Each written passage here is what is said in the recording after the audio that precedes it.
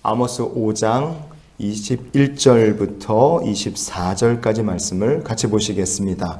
내가 너희 절기들을 미워하여 멸시하며 너희 성회들을 기뻐하지 아니하나니 너희가 내게 번제나 소제를 드릴지라도 내가 받지 아니할 것이요 너희의 살진 희생의 화목제도 내가 돌아보지 아니하리라.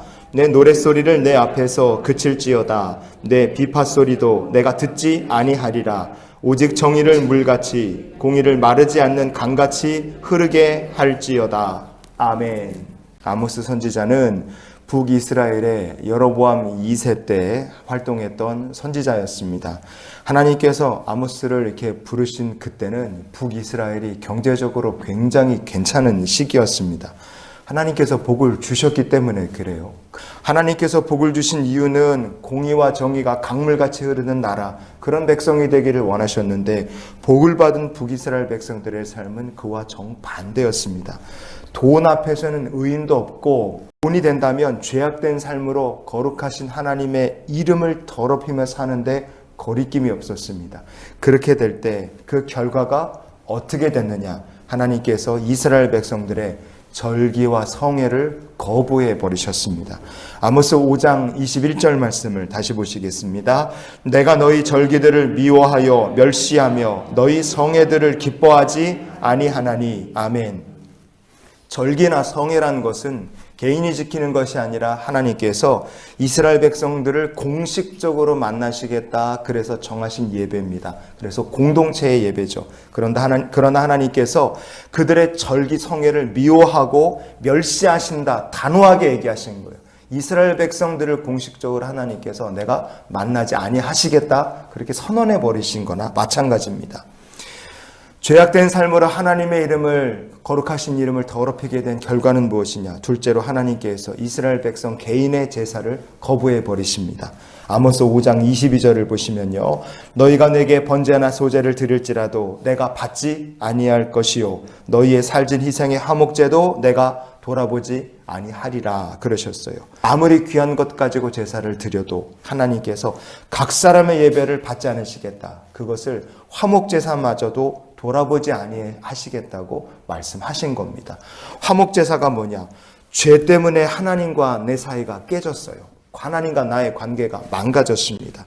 그러면 그 관계를 회복해야 되잖아요. 그 관계 회복하는 예배가 화목제사입니다. 죄로 인해서 인간이 타락하면 그 인간이 우리를 향하신 하나님의 얼굴을 등지는 거예요. 내가 하나님을 등지는 삶을 사는 겁니다. 그렇게 하나님을 등졌던 인간이 죄를 깨닫고 하나님께로 돌아서겠다고 결단을 하고 화목제사를 통해 하나님의 용서를 받아서 깨진 관계를 다시 합치는 게 그게 화목제사입니다. 그런데 아모스서를 보면 화목제사의 자리에서 누가 뒤돌아서 계십니까? 이제는 하나님이 뒤돌아서 계신다는 걸 말씀하는 거예요. 여러분, 이게 심각한 거예요.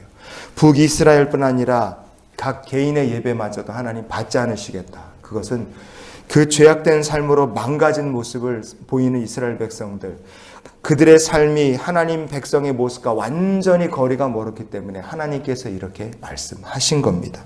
마지막으로 죄악된 삶으로 하나님의 거룩하신 이름을 더럽힌 결과는 어떻게 됐느냐? 하나님께서 이스라엘 백성의 찬양도 거부하시겠다, 그렇게 말씀하셔요. 아모스 5장 23절을 같이 보시겠습니다. 내 노랫소리를 내 앞에서 그칠지어다. 내 비파소리도 내가 듣지 아니하리라. 아멘. 찬양을 노랫소리라고 하셨어요. 노랫소리라고 이렇게 번역이 된 히브리어 본문이 하몬이라는 말입니다. 히브리어로. 이 말은 소음이라는 뜻이에요. 소음. 그리고 이게 흥분이라는 뜻이 있습니다. 흥분해서 막 소리 지르는 거죠. 절기나 성회, 제사나 찬양의 목적이 무엇일까? 하나님께 영광을 돌리고 하나님을 기쁘시게 하는 겁니다. 우리가 신앙생활하고 교회에 모여서 하는 모든 일의 목적은 하나님께 영광을 돌리고 하나님을 기쁘시게 하는 일인 줄 믿습니다. 그런데 이스라엘 백성들이 드리는 예배는 하나님께서 주인이 되시고 하나님을 기쁘시게 하는 것과는 거리가 멀어요. 자기들이 주인이고 모이면 먹고 마시고 시끄러운 소리로 축제처럼 즐겨버리는 겁니다. 그렇게 그들의 예배 찬양이 오히려 하나님의 마음을 기쁘시게 하는 것이 아니라 하나님을 괴롭게 하는 짐이 되어버리고 만 거예요. 그때 하나님께서 언약의 백성답게 살지 못하는 그들의 예배가 망가지고 인생이 망가진 그들의 절기, 성회, 제사, 찬양까지도 다 거부해 버리시겠노라 선언하신 겁니다. 여러분, 이런 상황이 됐을 때 하나님께서 주의 백성들을 향하여 바라신 것이 무엇이냐? 24절 말씀을 이어서 보시겠습니다. 오직 정의를 물같이 공의를 마르지 않는 강같이 흐르게 할지어다. 아멘. 갑자기 정의로운 나라가 되고 공의로운 백성이 되기를 원하신 게 아닙니다. 이 말씀을 이렇게도 우리가 볼 수 있어요. 정의라고 번역이 된 히브리어 본문을 보면 미스파트 이렇게 돼 있어요. 이 미스파트이란 말에는 많은 뜻이 있지만 그 중에는 중재, 재판이라는 의미가 있습니다. 그리고 공의라 번역된 히브리어가 우서다카 이렇게 돼 있어요. 이 말에는 흠없는 행위라는 뜻이 있습니다. 그러면 이렇게도 볼 수 있어요. 이스라엘 백성을 향하신 하나님의 소망이 무엇이었을까?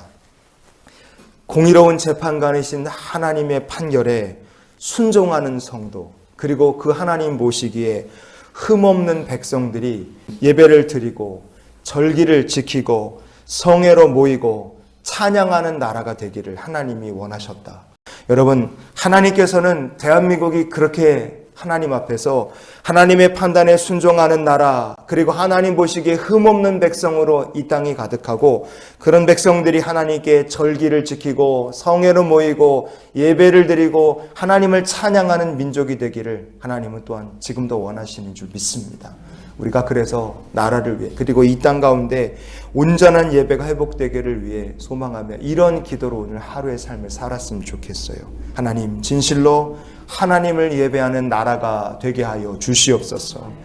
이 땅 가운데 참다운 예배가 회복이 되고 하나님 앞에 성회와 절기로 모이고 예배하고 찬양하는 것을 기뻐하는 대한민국이 되고, 우리 그렇게 기도하며 하나님께 나아가는 한날의 삶이 되기를 주의 이름으로 축원을 드립니다.